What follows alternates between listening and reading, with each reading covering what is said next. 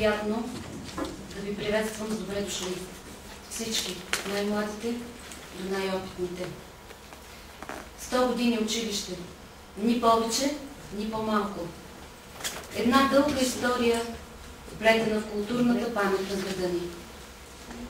Създадено с помоществователството на Димитър Константинов, нашето училище и днес пази красотата и достолепието си. Върви уверено напред по пътя на успеха. 100 години. Достоен повод да се вгледаме в хилядите трудови делници, в празничните дни, в успехите и в благословеното чудо. Да научиш децата на всичко, което им е нужно за реализация в живота.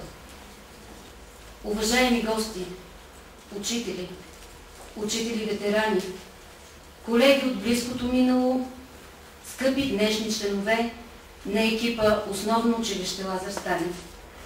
Честит ви празник! Поздравявам всички вас с юбилея в навечерието на 24 май. Най-светлия празник за образованието и културата в България.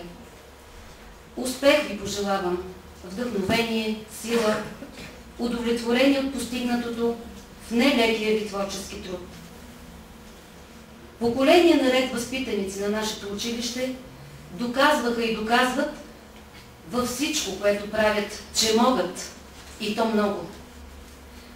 Учителската любов и грижа винаги е била и ще бъде с тях. Ще им показва верният път, пътя на успеха и съзиданието. Гордеем се с миналото, творим и построяваме бъдещето на децата, на града, на страната си. Всички вие, ние и занапред живяхте, творихте, работим. Така че вгледани в миналото и устремени към бъдещето да се броят и умножават успехите ни. Защото учителят е този, чийто лик носим в сърцето си редом с мама. Усмивката му сгрява детското сърце в непосилните усилия пред А и Б. Учителят пръв надник в дебрите на детската душа открива таланти, надежди и страхове.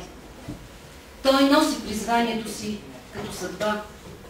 Живее с живота на учениците си. Той учи как се различава доброто от лошото, красивото от грозното, щастието и кога е то истинско и кога не. Нелюбов към род и родина, нелюбов към ближния и милосърдие.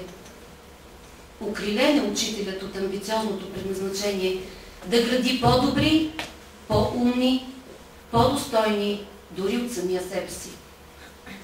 Учителят е вечно млад, редно с младостта на нацията. Той единствен твори бъдещето, участва в настоящето и носи отговорност за миналото. И крачи той напред, за да натрупа детските и младежките неволи и радости в бръчиците под очите и въглите на лъчезарната усмивка.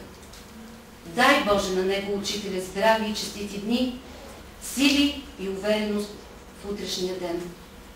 Да е живот и здраве и успех. Честит юбилей, колеги!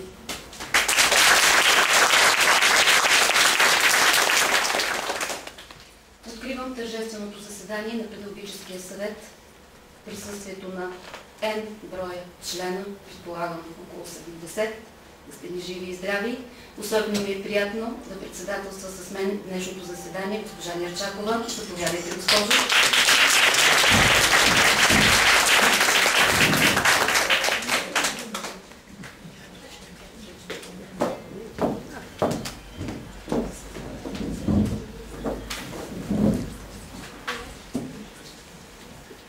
На днешното заседание протоколчикът си почива. Имат думата настоящето, миналото, нашите чувства и емоции. Днес всеки от вас присъстващите ще може да вземе думата и да сподели всичко, което го вълнува. Но, нека първо разберем какво са ни подготвили малките душички седнали в ляво, защото те са нетърпеливи да ни поздравят. Заповядайте, момиченца.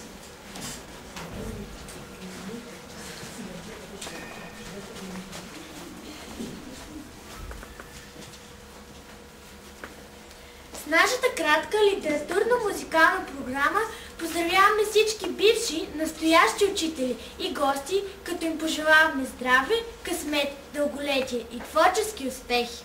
От майчиния скуч дом слязох, учител с длани нежни и добри, света незнаен ни показа и много тайни ми откри. Има думи и нежни, и строги, има думи и арфа, и щик, но за вас да пиша не мога, аз пред вас съм пак ученик. Учителко, вълшебнице, запомних вашите очи, с които между чиновете внесохте синчеца на небесните лъчи. Учителю, по истина и вяра, учителю, на крехките ни дни, посмивката ви крепости отваря, гласът ви в мен от детството звъни. От пламъка на вашето сърце по-бързо пътя ми просветна, благодаря, че има на света учители с обич беззаветна. Как искам да погледна днес лицето ви, с очи, в които грея обичта, да взема още огън от сърцето ви, от погледа ви още светлина. Няма думи, които за вас са достойни, нито песен, дори на птиците пойни, дето могат да сторят поклон до земята, с любовта ни безкрайна, с обичта на сърцата.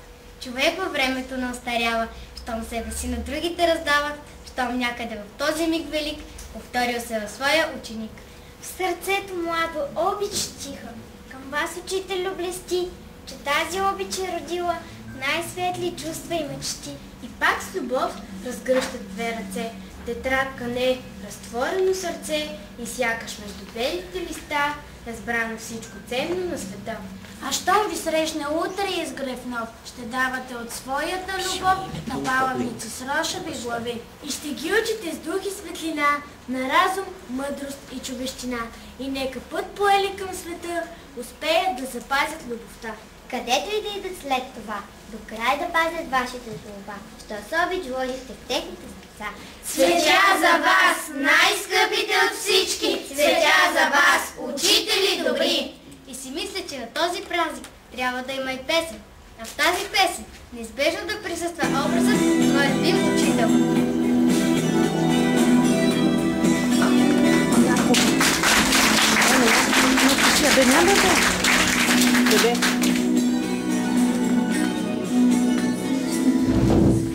Жената бяла, очите да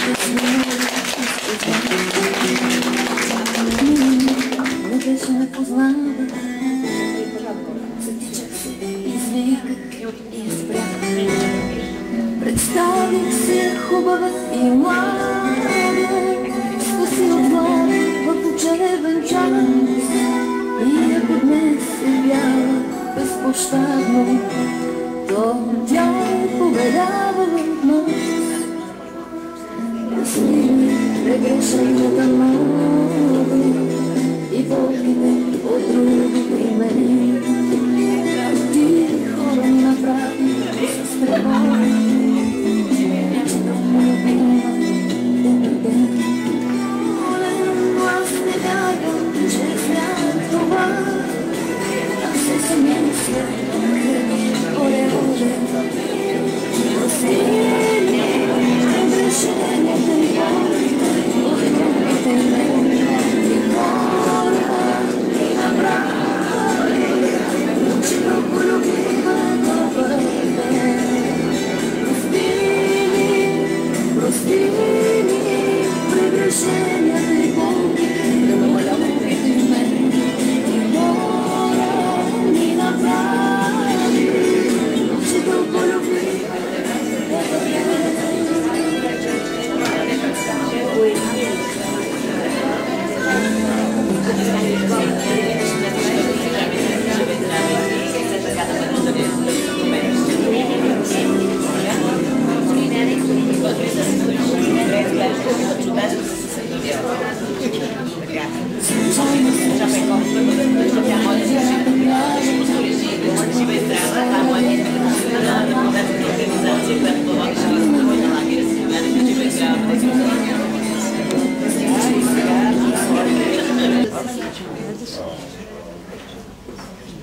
Допълно на тази нежна песен, цялото училище ви поднесоха благодарствени на Цвете, най-искрения поздрав от една детска душа. Много са, стотици и хиляди, достойните ученици на основно училище Лазар Станев. Седели в ученическите редици в училище са Емил Димитров, Сава Хашамов, Христо Домощиев и още много днес известни творци, художници, поети и просветители, юристи, администратори, филолози, педагози. Чест е за мен да спомена и господин Георг Спартански, председател на Общинския съвет, който е бивш възпитаник на нашето училище, и Паулина Кирова, и Диан Цветков, който днес, господин Диан Цветков, е директор в дирекция Държавна собственост и обществени поръчки в Министерството на младежта и науката. Поканихме го за нашия тържествен концерт на 20 и той тържествено обеща да дойде и да представлява МОН на нашия празник. Много директори, експерти, начални отдели, журналисти, медийни деятели и хиляди други успели, умни, млади хора. Но нека се върнем назад във времето, а може и малко повече от 60 години, може и повече. Госпожо Цокова, чест е за мен да ви поканя да ни запознаете с историята на нашето училище. Заповядайте. Ако искате микрофончето там от място. От място, ако искате да ви подадем. Обърнете микрофон. Не, тя иска.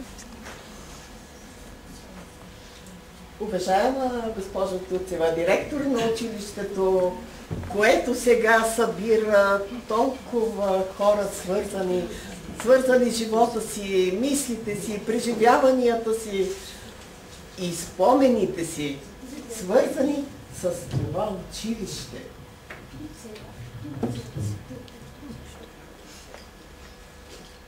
Вълнението ми е още по-голямо, защото аз, когато дойдох в това училище, то нямаше още име и беше с име Образцова прогимназия към Института за прогимназиални учители. И бях най-младата учителка на 23 години. А сега, юбилейната ми година, и съм една от най-възрастните учители, тогава, когато ето се наливаха основите и аз искам да кажа няколко думи. Не може да се разкаже онова, което е било тогава, но нека да върна лентата малко назад и да кажа как беше в това училище.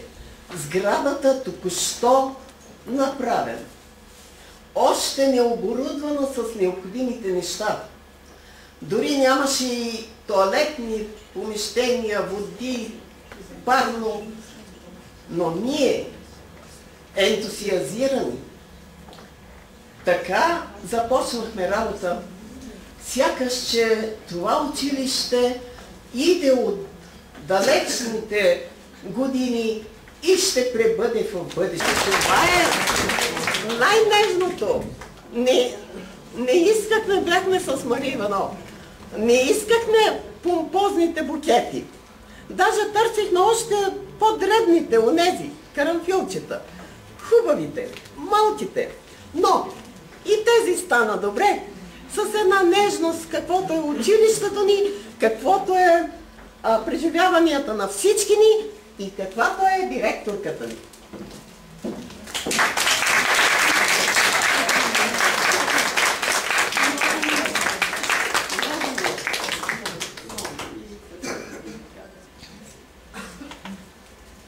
Благодаря от своя име, от името на целия екип, за хубавите думи, госпожо Цокова.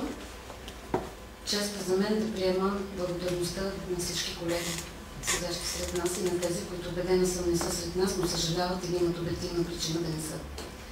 И преди да продължим с дебатите и интересните разговори, бих искала да ви представим какво е било и какво е и какво мислим, че трябва да бъде нашето училище. Колегите изработиха презентация, която представя всички тези идеи. Заповядайте да погледнете на екрана, след маничко ще презентираме.